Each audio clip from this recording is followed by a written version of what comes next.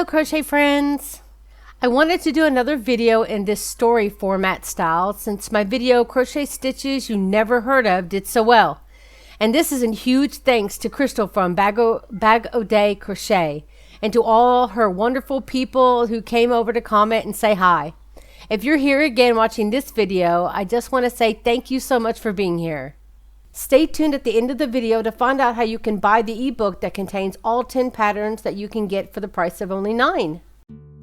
So the purpose of this video is I wanted to share with you how the butterfly shawls came about and my thinking behind each design. I hope this is something that will entertain you and also inspire you to make your own designs. So if you like this kind of video, please subscribe, like, and turn on those notifications so you'll always be notified when I release something new.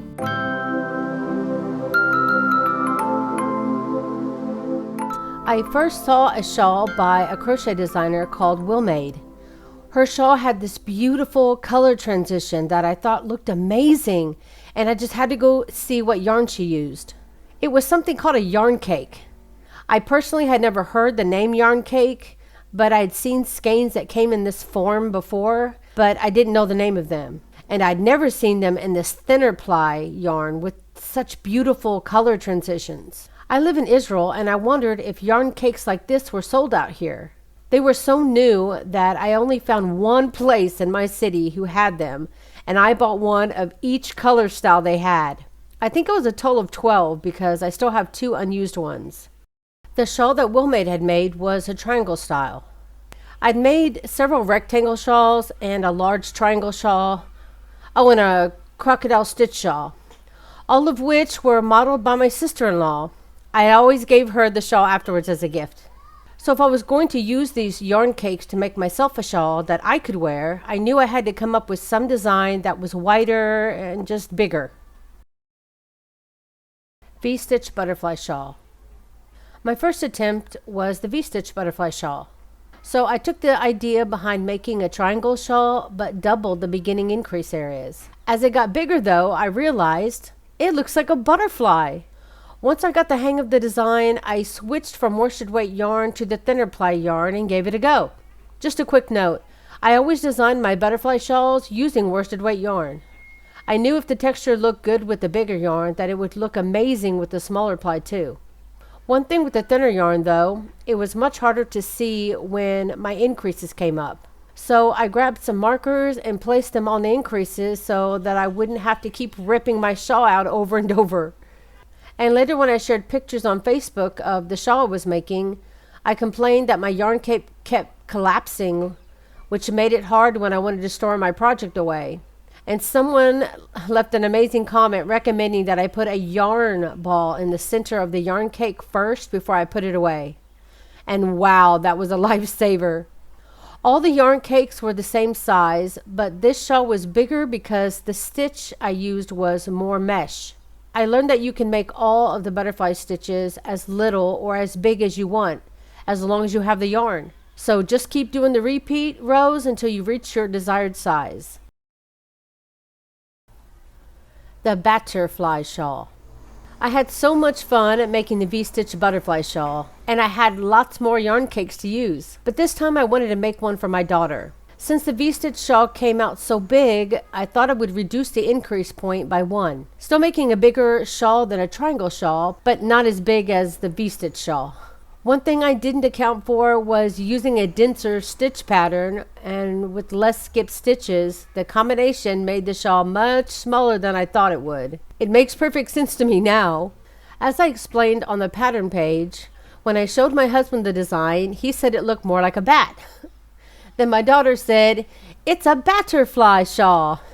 This witty comment both named this shawl and solidified the use of the name butterfly shawl to name the rest of the shawls I wanted to make using these yarn cakes. As much as I loved the V-stitch shawl, I wanted to incorporate the colors in a different way throughout the shawl, to take it up a notch. So I thought to add a bit of style that I would add a flap using the same color pattern skein as the shawl. Given that the V-stitch shawl came out so big, I thought I'd have extra yarn to spare. But again, the denseness of the stitch changed that. Though the shawl was smaller, it was perfect for my daughter at the time. If you want to make this shawl bigger, then I recommend leaving off the flap or buy 2 yarn cakes with the same colors pattern. By the way, I love this design so much that I made an 8-point star blanket using it. The Butterfly Net Shawl. After the release of the Bat-terfly shawl, it turned out to be a big hit. People just loved the double color look of it. They only wished that the flap was a hood. So I went to work. I knew this time I wanted to fix 2 things. 1, make it a less dense stitch so the shawl would be bigger, and also I could make the flap a hood. So I used the same amount of increased sections as the Bat-terfly shawl, so I would have enough yarn to make the hood as well. Since now I knew I wanted to go with a butterfly theme, I tried to make the increases look like butterflies and the other sections to look like a butterfly net. I wouldn't say the increases looked like perfect butterflies, but I thought it still looked beautiful. I used the same method of color transitions for the hood as the shawl. And since I had a bit of the darker color left once the hood reached the right size, I just used the yarn to make the 3 tassels that go on each point. The Emerald Isles Butterfly Shawl. This one by far was the hardest one to design. I can't tell you how many times I ripped this one out, but it's my own fault because I had such a precise idea of what I wanted this one to look like. I wanted to use 3-point increase for this one too, and I wanted to have this lacy box look. I wanted to make the holes and the stitch a box. It was harder to accomplish that than I thought. I think it's because the bigger yarn didn't allow the look I was going for. So until I started to design with the thinner yarn, I never reached the look I wanted. So learn from my mistake and try your design using the ply yarn that you plan on using before you give up. I didn't give up, and I finally found a way to get that exact look I was going for. When it was finished and I started wearing it, I noticed when I would fling one corner of the shawl over my shoulder when I needed to bend over, I noticed it made this double looking sleeve that looked so cool. I made sure to get a picture of it with my daughter's help. This one is still my favorite one to wear to this day. Worth it. The Flutterby Effect Shawl. I felt I was getting too far from the look that gave these shawls their name. So the next shawl I wanted to go back to the wider butterfly style. So for this one, it was all about simple, lacy, and big butterfly. If you want to get into trying one of these easy repeat shawls, then you won't get any easier than this one. It's a single row repeat. So I asked my Facebook page for names for this shawl, and I was giving away a copy of the PDF for free for the winning name. I love the Butterfly Effect movie, so I think I was a bit biased. The Riptide Butterfly Shawl. For my next shawl, I wanted a less lacy shawl and loads of texture. I designed a hat years ago, and I called it the Riptide Slouch Hat. I'd always loved this simple way of creating texture, but I needed another stitch to go along with it that would also be textured and work well together. After looking through some of my old blanket patterns, I remembered how well the Marshmallow Baby blanket did for its texture. So I decided that I would try to use the marshmallow stitch as my other stitch. I used the marshmallow stitch as my solid section and the Riptide style for the increased sections. In the end, the texture came out amazing, and each stitch left its own points on the outside of the shawl that added a unique look that I just love. Ripple Butterfly Shawl. People loved the texture of the Riptide shawl so much that I wanted to do another textured one. I decided that since the previous one had a very clear point, like a point of a ripple blanket, that I thought, why not try to make a counterpoint and make this shawl look more like a ripple blanket? So I chose the lacy arrow stitch that I taught in the past. I'm not sure the stitch's true name because I taught it from a graph that only had numbers. Anyway, it had opposite points to it, and I thought it would make a great counter to the ripple stitches increases. I really like how it turned out. The Riptide and the ripple shawls are tighter stitches, so one yarn cake made a small shawl. So keep this in mind when choosing your yarn.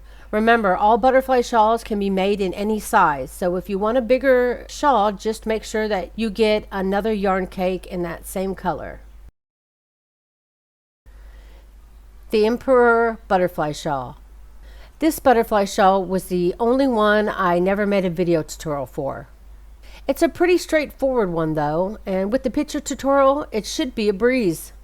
I wanted it to be an easy repeat with only one textured section, since my last two shawls were so textured and it seemed to be intimidating people off trying one. So this is my introduction back into showing how easy it was to make the increase and add a bit of texture too. The Crescent Butterfly Shawl.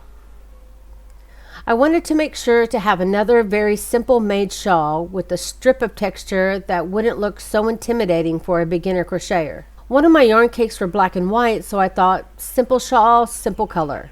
Once it was done, it reminded me of a moon, so this is how it got its name, the Crescent Butterfly Shawl. The Feather Butterfly Shawl. When it was time for my 10th shawl, I'd accomplished all the kinds of shawls that I had wanted to make, so the last one had to be special. It took a long time before the 10th one came out compared to the other ones, but I knew I wanted to do something different and I didn't want to rush it. I knew I didn't want to increase the same way as before, just using certain points. I wanted to increase with the stitch itself. I had made a water bottle that was super easy in the past, and I thought it would be an easy stitch to use to increase with. I also knew this stitch was going to be the right stitch too, because the stitch itself looked like butterflies, and also loved how they grew bigger as you went. It just seemed fitting, seeing how much I'd grown since first starting these shawls. I also knew I couldn't just call it the butterfly shawl, so I decided to think of a name after it was done. When taking pictures of the shawl, I realized that it looked like strips of feathers. So this is how the 10th butterfly shawl got its name. Now I want to tell you that I created an ebook with all 10 shawls and links to the tutorials, which can be found on either shop on Etsy or Ravelry. Buying the book gives you 10 patterns for the price of 9. You could of course just buy the ones you want. I sell them individually too. I want to thank all of you that's made it to the end of this video. I'm really happy to share this journey with you, and I hope you found some inspiration here. Be well and God bless.